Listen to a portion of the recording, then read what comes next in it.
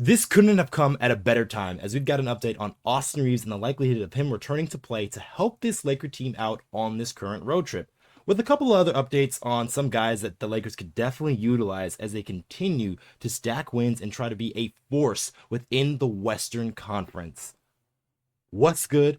I'm Okechi Apakama, and this is Lakers Digest coming at you with another video. And before we get into everything we have for you for today's video, I just want to remind you guys to subscribe to the channel if you guys haven't already to get those Laker updates, guys, because if you haven't noticed, this Laker season has started and it has been very exciting. So if you guys don't miss any of those updates, make sure you guys are subscribed to Lakers Digest. Now, with that out of the way, let's hop straight into the topics we have here today, because we got some injury updates as Austin Reaves' return is imminent.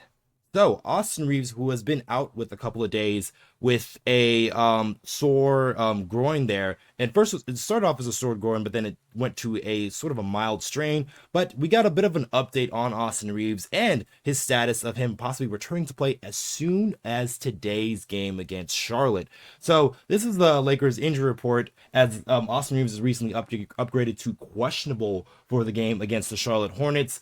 And it is important to know that Austin Reaves has been going through shoot-arounds in this period of time. So mostly this right groin strain has mostly been a precautionary thing. The Lakers have been holding out Austin Reaves, and they know Austin Reaves and that type of player that he is, and he's going to go hard 120%. So they're kind of protecting him from himself, as they've been sitting about him these past couple of games. And obviously the Atlanta game was a total dud, and the Lakers definitely could have used him, but the Lakers are going to possibly get him back here against the Charlotte Hornets. This is from Anthony Irwin and some other voices out there talking about how he had an MRI on Wednesday and it didn't real significant damage, and the Lakers just have mostly been playing it precautionary, but there is optimism that he is going to play against the Charlotte Hornets, which the Lakers really can utilize a guy like Austin Reaves, because Luka Doncic, although he can be that solo guy being the sole creator, but having another guy like Austin, especially a guy like Austin who can set the pace,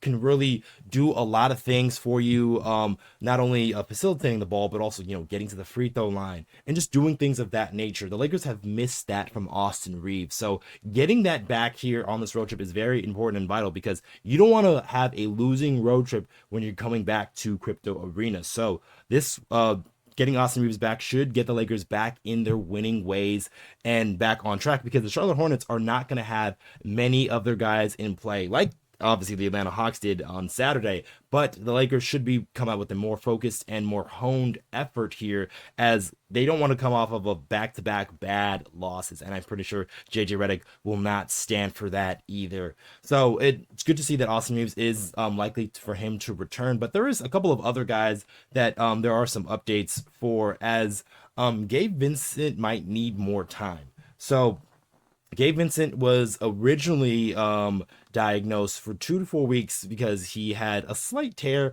in one of his ligaments on his ankles. So they gave him a 2 to 4 week timeline of him possibly, getting reevaluated and returning to play. But they're saying it's more of a 3-week now timeline, or 3-ish week now timeline, because there was an update here. This is from from Kobe Pierce, from JJ Redick. So Redick said that Gabe Vincent on court worked on on-court assistant with Lindsey Harding has progressed, but mentioned he hasn't done contact work since suffering the sprained ankle on October 26th. He also mentioned that they're hoping that the 2 to 4 week timeline is a little bit closer to 3-ish weeks.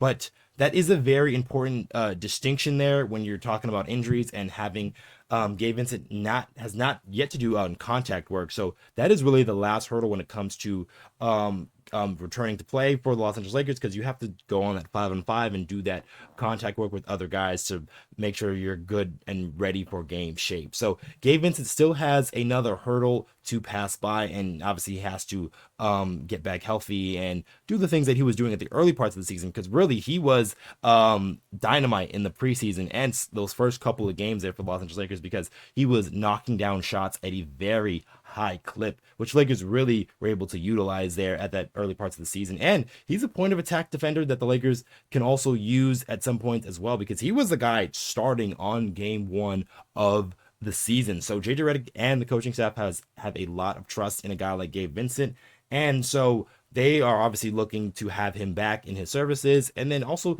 you won't have to expend a guy like Marcus Smart, because you know how Marcus Smart, we love how he plays. We've seen the tenacity and the effort that he gives, but he can be his own worst enemy at times. So playing him more and more minutes isn't really ideal, I think, in the early parts of the season. So that's why you need guys like a Gabe Vincent to help also like eat up some of those minutes there at the point guard position. So you don't really overextend some of your guys like a Marcus Smart, who can be his own worst enemy and sometimes lead to injury. So getting Gabe Vincent back will be just vital for this team's depth, because there is been proven that this Laker team has a ton of depth on it, and they're showcasing how they're able to still win games beside the Atlanta games, but still win games without being with a lot of their guys on their roster or healthy and ready to go. So Gabe Vincent is another name that probably might take a little bit more time, but there is also one more name that I wanted to get to, and there hasn't really been an update on him, which is kind of interesting. So where is Adou Thiero? So Adou Thiero is the Lakers rookie, was drafted 36 overall, and he was definitely looked at to be a guy that can definitely help this Lakers squad because of his just uber athleticism and just his speed on defense and just the tenacity that he plays with on the court. So this is Adou Thiero, a guy that the Lakers could definitely use, as he's an athlete, he's got speed, he's a guy that can be a lob threat as a big, even though he's only 6'8", and he can also be secondary pick and roll lob catcher. So he's a guy that can do a lot of things for you athletically, so which is very vital for the Lakers, especially in the regular season context, because you're going to need those athletes to really run up and down the court, and that's what the Lakers kind of been lacking for most of the team, with the exception of guys like Jackson Hayes and Jared Vanderbilt. Most of the guys on the roster are not real super uber athletes. So having a guy like a Adou Thiero on the roster, because like I said, just almost like Gabe Vincent a little bit, kind of like eat up minutes here in the regular season, kind of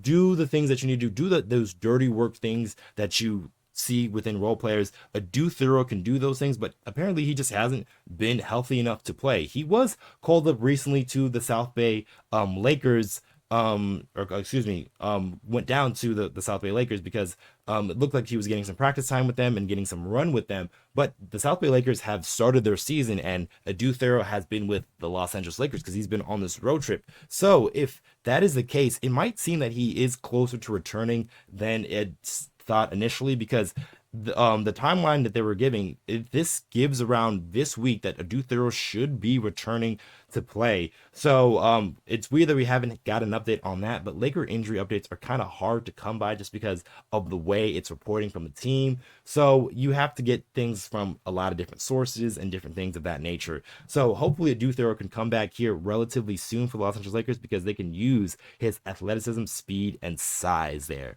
But that's probably going to be it for this video, guys. Make sure you guys subscribe to the channel.